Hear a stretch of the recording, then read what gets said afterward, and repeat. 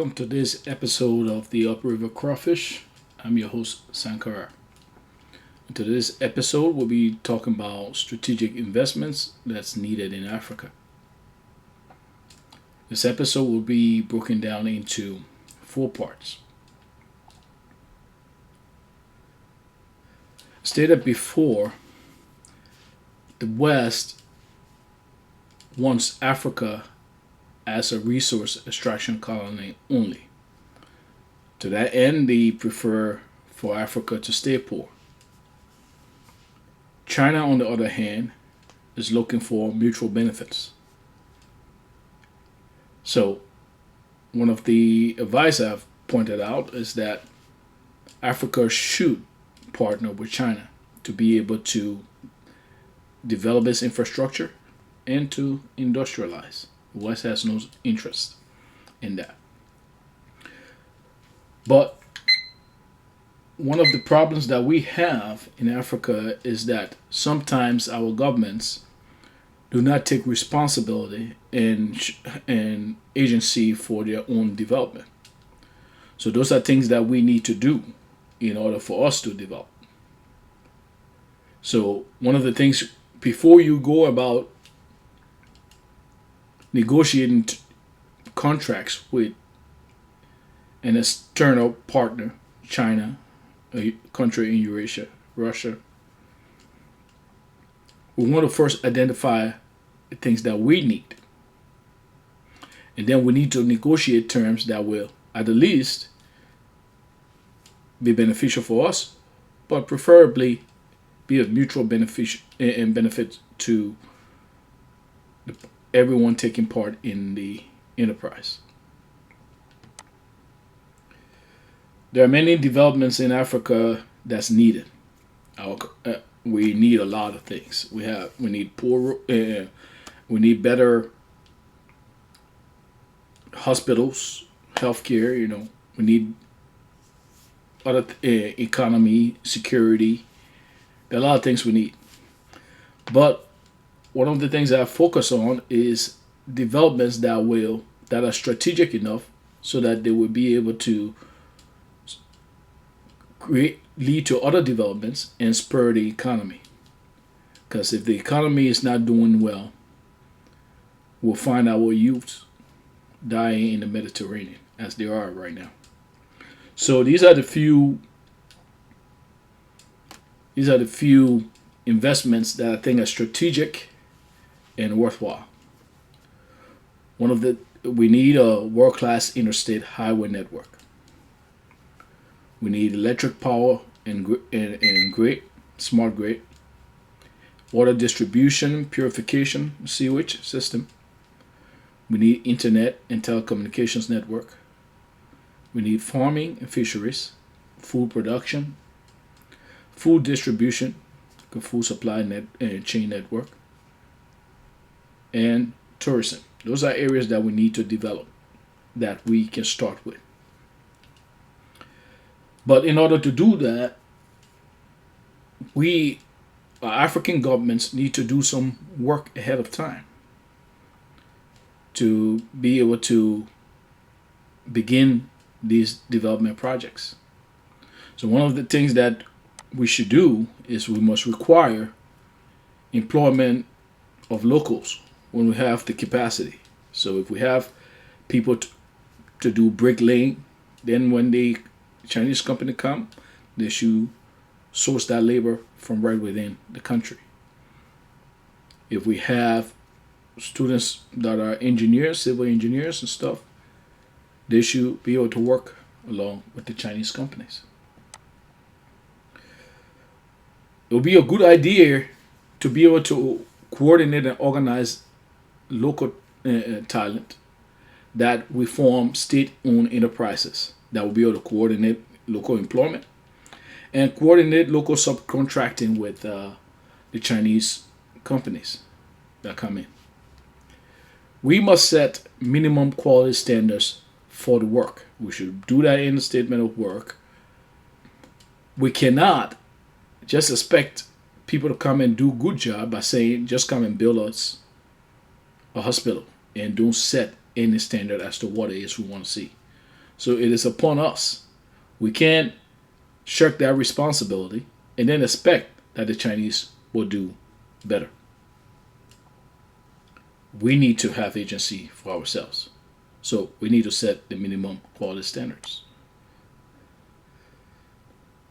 One of the things we should also do is we should require that when the Chinese or whoever, when they're in the country to build roads, build hospitals, and different infrastructure projects, when they need food, they need farming produce, they should source it from local farmers. We should not bring produce from outside to compete with our farmers. This will allow more of our farmers to make money, and we can help them increase their yield. When it's feasible, if the contracting companies need something from China, the government should be able to connect local importers with Chinese companies so that our local importers can be the one importing those goods into the country. Those are just the three that I would touch on right now.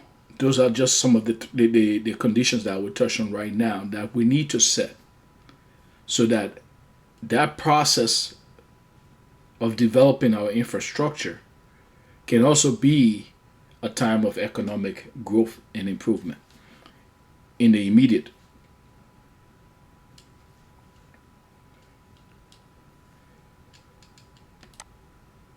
We have to take agency, folks. If we don't set conditions, we cannot expect someone to set good conditions for us. This episode will deal with highway networks. So I will be moving on to highway networks in the next part of this video. By far, the most strategic investment that's needed in Africa, West Africa in particular, but Africa as a whole, is world-class interstate highway networks.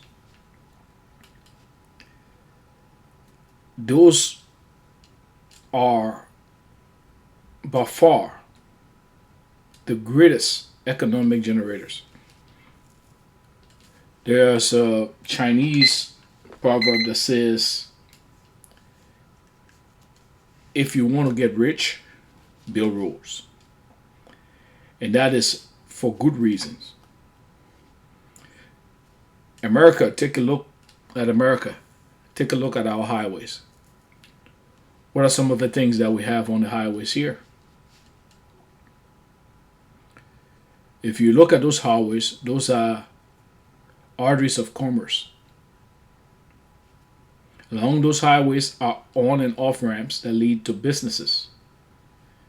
You have rest stops, you have truck stops, gas stations, different businesses that provide goods and services. Those are not just for the sake of convenience. Those businesses can be taxed to help to pay for the highways. So we need to build world-class interstate highways. What are some of the things we need to ensure that this highway has? We need a highway that's spanned nationwide. Let's take Liberia as an example. We use Liberia as a case study. We need to have interstate highways that connect provinces, states, counties. We need to have interstate highways that connect major cities. We need these highways to be big enough, wide enough, 8 to 12 lanes if they're connecting provinces, 6 to 8 lanes when you're connecting major cities. We need to have separating barriers for safety. We need to have highways that have space outside of the highway for out of order vehicles and emergencies. Of course, we need on and off ramps, safety signs, directional signs. Importantly, we need these truck stops. We need service stations, gas stations, roadside lodging accommodations and stuff. Different opportunities to place off-road businesses, off-ramp businesses, so that we can be able to tax those businesses to be able to pay for the highway, pay for the original loan, and then pay for maintenance of the highway. Those are things that we need. At those truck stops, again, they're not just for convenience, right? At those truck stops, you have food, people can stop to eat, or the rest areas people can stop to eat, have buy different goods that they need. At some truck stops, you can even take a shower. You pay to take a shower. All those things can be taxed to bring revenue within the country. But outside of those immediate economic generators, we also will enable your farming community to prosper. Some of the problem with our countries that we can't provide food for ourselves has to do with the fact that the farmer can only sell locally most of the time. When they have to transport the goods across the country, by the time they can get the goods to the right place, their produce is damaged or spoiled from the heat, from the time it takes to get there. And sometimes just the bad road gets to damage things, assuming they get there alive. Right. So some of the things, some of the direct economic opportunities that come. So as you are building these roads, if you stipulate in the contract that local people should be employed, you would immediately provide thousands of job opportunities for local workers. That's putting food in a lot of people's mouth. You will get know-how for long-term success, so that in the future maybe we can even build some of the roads ourselves. This highway also will enable internal travel and tourism. Sometimes we in Africa don't go and see the rest of the country. I know for example, for me, I've been in Liberia. I've been as far as Grand Bassa County. That's about it. All well, when I was young, a kid, went to Nimba once. I don't remember that. But outside of that, been to Grand Bassa County because the road was passable to get to from Monrovia to Grand Bassa County. That's just about as far as been in Liberia. So internal travel and tourism. Those will enable internal commerce. They will increase and stabilize your national currency. Here's the thing: if your national currency is stabilized, is high, you can pay for for those loans that we've taken with those currency. You can increase internal revenue within the country. Obviously, you have to set up other economic structures, internal structures, to be able to improve your economy. But again, world-class interstate highway are like genius investments.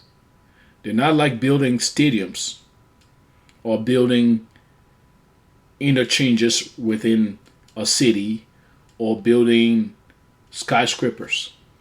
Those are symbols of success that do not provide ongoing economic opportunities for people. We need investments that provide ongoing economic opportunities for people. Here's Liberia, the map of Liberia. There's a show, the Deadliest Roads. I will show that later. A clip from it later. This guy, Fofana, was driving from Monrovia to Greenville in Sano. He charged an arm and a leg. Why? Because the road was terrible. And during the rainy season, it's worse. It's already even driving on the road is terrible. Then we'll talk about the danger. Go to Lofa in the north. This is the breadbasket of Liberia. For a farmer to get his phone from, say, to get his produce from, say, like Colahone to Monrovia, wow, that's tough sledding. It's tough. It takes days to be able to go from Colahone to Monrovia. 300 kilometers, that's about maybe little over maybe 200 miles, or maybe a little less than 200 miles. I don't know the conversion, but I would say it's from Minnesota to maybe Illinois, somewhere past Illinois. That can be done in hours. But in Liberia, that's a couple of days it will take. Let's remember,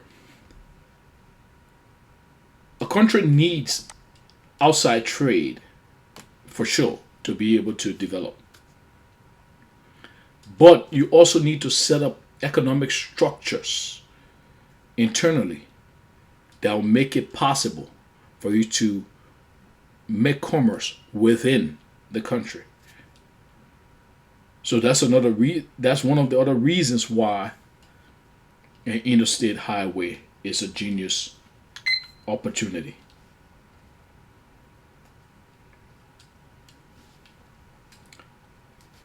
The next part of this will deal with utilities. For now, I will go on to the clip that will show the roads that we have to use in Africa.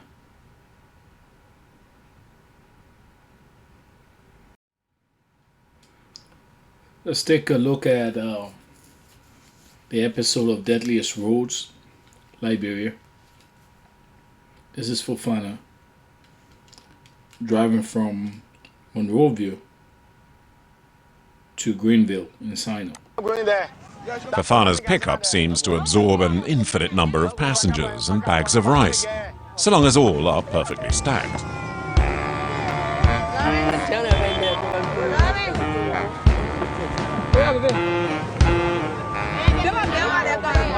To get to Greenville on the other side of the country, Fofana is asking for a small fortune, the equivalent of 2 weeks' pay. I'll take 20 euros per passenger. Why is it so expensive? Because the road is so challenging. There are so many accidents, cars overturning, others stuck in ditches. It's the same, day and night, night and day. From Monrovia to Greenville, Fofana will need to deal with the road that snakes through mud for about 300 kilometers.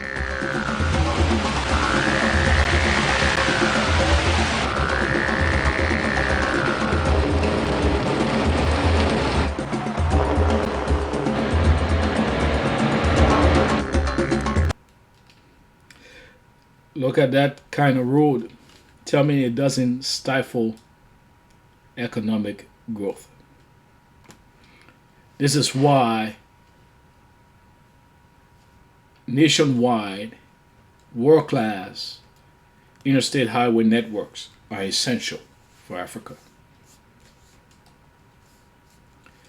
External trade is needed, for sure.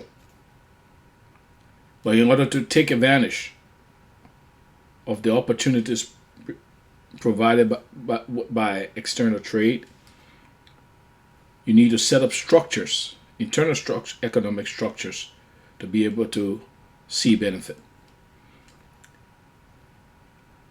Highway networks is important. It is one of the most genius and strategic internal economic investment that can spur a country to economic progress. It was the case for America. It will be the case for Africa. The U.S. started in 1956 building the road. I think the last interstate highway that it completed was sometime in the 1990s. So there's periods for long-term employment and continuously generating economic activity. This is not like symbols of success that we see with people building stadiums, changes within a city, or skyscrapers. You can pay for those back easily, and those do not keep on providing. But interstate highways is that gift that keeps on giving.